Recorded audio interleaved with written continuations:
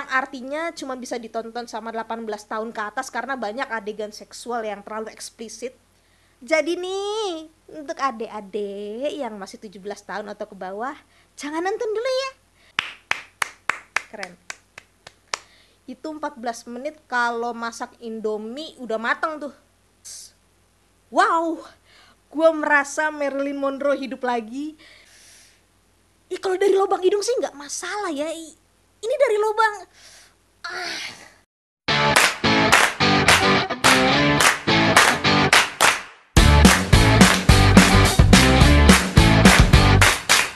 Hai Bray, selamat datang di Coci TV, channel yang mereview film dari sudut pandang orang tolong. Netflix ngeluncurin film baru nih, biopik tentang Marilyn Monroe dengan judul Blonde.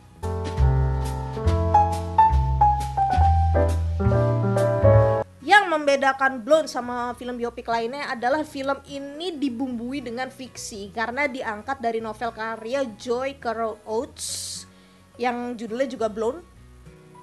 Ana de Armas dipercaya sebagai Marilyn Monroe, sang legenda Hollywood tahun 1950-an. Ini menariknya, pemeran Marilyn Monroe ini sempat berubah-ubah. Dari yang awalnya Naomi Watts, terus diganti Jessica Chastain, sampai akhirnya Ana de Armas kepilih cuman dengan 1 kali audisi. Inilah definisi dari rezeki gak akan kemana-mana. Blonde dapat rating NC-17 yang artinya cuma bisa ditonton sama 18 tahun ke atas karena banyak adegan seksual yang terlalu eksplisit. Jadi nih, untuk adik-adik yang masih 17 tahun atau ke bawah, jangan nonton dulu ya. Mending main PUBG atau FF atau Candy Crush. Secara garis besar si Blonde itu nyeritain Marilyn Monroe hidupnya dia dari kecil sampai meninggal. Tapi di sini nggak terlalu banyak nyeritain soal karirnya dia sih, lebih menyorotinya ke kehidupan dia yang amat sangat tragis.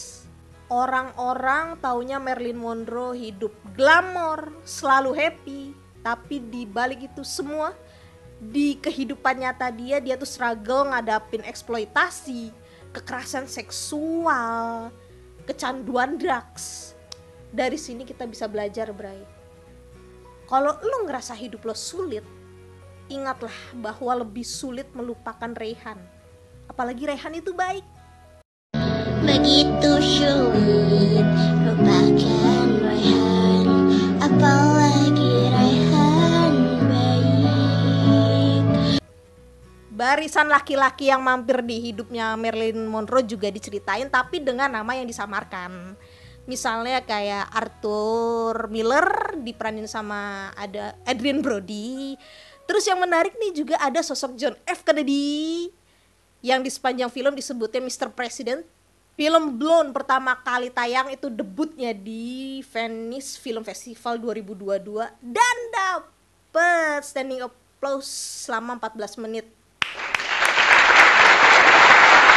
Itu 14 menit kalau masak Indomie udah matang tuh.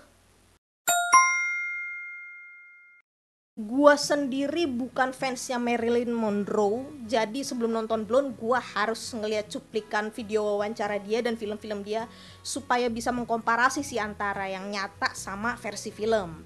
Dan setelah ngeliat aktingnya Ana de Armas, wow, gua merasa Marilyn Monroe hidup lagi. Secara visual Ana de Armas sih mirip banget sama Marilyn Monroe, bahkan detail kecil pun kayak tai lalat di atas bibir nih, itu nggak luput. Itu tuh emang detail sepele ya, tapi tai lalat itu tuh udah jadi ikonnya Marilyn Monroe selain rambutnya dia yang blonde. Kalau rambut gue dipirangin gimana ya? Gue pengen dipirangin dah, nak. Cocok gak? Kayak gulali enjot ya jadinya.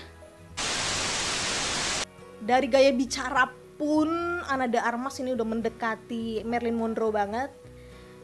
Yes, I'm so happy to be here and I will love you all. Ini karena gue yang meragain jadi kelihatannya kayak tapir kena asma ya.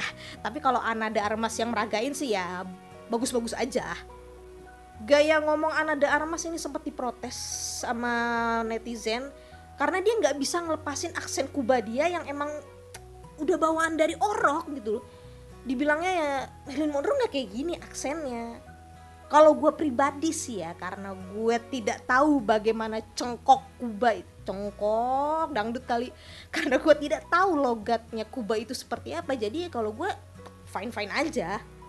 Padahal Ana de Armas sudah latihan sampai 1 tahun loh buat mempelajari aksennya Marilyn Monroe, tapi ya tetap aja aksen Kubanya nongol-nongol lagi. Tapi Ana de Armas ini dibelain ya sama Authority Brands Group atau ABG. ABG ini lembaga yang megang hak propertinya Marilyn Monroe. Yang intinya dia bilangnya gini sih, ya nggak apa-apa lah detail kecil miss, yang penting Ana de Armas nih udah maksimal meranin Marilyn Monroe. Dan gue emang setuju sih sama ABG. Maksudnya Ana de Armas ini udah totalitas banget buat jadi Marilyn Monroe. Effortnya luar biasa sekali. Jadi kalau miss di detail kecil ya maklumin aja kali ya. Di Blonde, Ana de Armas nih kayak ibaratnya meranin 2 sosok yang beda, karena Marilyn Monroe memang 2 sosok yang beda ketika di atas panggung dan di luar panggung. Ketika naik ke panggung dia harus jadi Marilyn Monroe yang cheerful, nyengir mulu sampai tuh gigi kering. Sedangkan ketika di real life dia harus jadi Norma Jane yang banyak nangis, tertekan, depresi, ya pokoknya menderita banget deh, kayak bawang putih disiksa sama ibu tiri. Di sini juga ditampilin momen-momen ikoniknya Marilyn Monroe selama hidup dia. Contohnya tuh yang tau nggak lo, yang roknya keangkat tuh, ikonik banget tuh. Nih, cowok-cowok kalau ngelihat adegan itu pasti nunduk-nunduk kan biar bisa ngelihat sana dalamnya Marilyn Monroe. Ngaku lo. Mayoritas gambar di Blonde ditampilin dalam warna hitam putih, sebagian berwarna. Ini tuh rasanya kayak nonton film klasik tapi dengan kualitas sound yang lebih baik. Apalagi yang dipuji ya, alur cerita mengalir dengan sangat baik, nggak kaku sama sekali. Scoringnya juga memanjakan telinga dengan diselipin lagu-lagunya Marilyn Monroe. Ya kayaknya itu aja sisi positifnya. Sekarang kita lanjut ke sisi negatif. Nonton film Blonde itu menyenangkan, tapi juga memuakkan. Kenapa? Karena di sini banyak adegan vulgar yang ditampilkan terlalu ekstrim dan eksplisit. Nih gue kasih satu contoh ya. Ada satu adegan aborsi yang ngambil sudut pandangnya itu dari lubang alat vitalnya Marilyn Monroe. Kalau dari lubang hidung sih nggak masalah ya. Ini dari lubang. Ada juga beberapa adegan 18 plus yang sebenarnya nggak perlu dimasukin sih, karena nggak ada hubungannya sama alur cerita, sama plotnya. Contohnya waktu adegan Marilyn Monroe lagi nyantai di rumah sambil toples tanpa alasan yang jelas. Toples tanpa alasan yang jelas. Kenapa mesti toples sih? Kalau kepanasan kan bisa pakai daster. Iya kita tahu badannya Ana de Armas memang bohai banget, tapi gak perlu dieksploitasi berlebihan lah. Efeknya apa? Gue jadi insecure. Satu adegan lagi yang menurut gue agak mengganggu penglihatan gitu ya, mengganggu visual, itu ketika Marilyn Monroe muntah gara-gara overdosis obat penenang. Pas dia muntah itu muntahnya ke arah kamera, jadi kayak rasanya tuh penonton yang dimuntahin.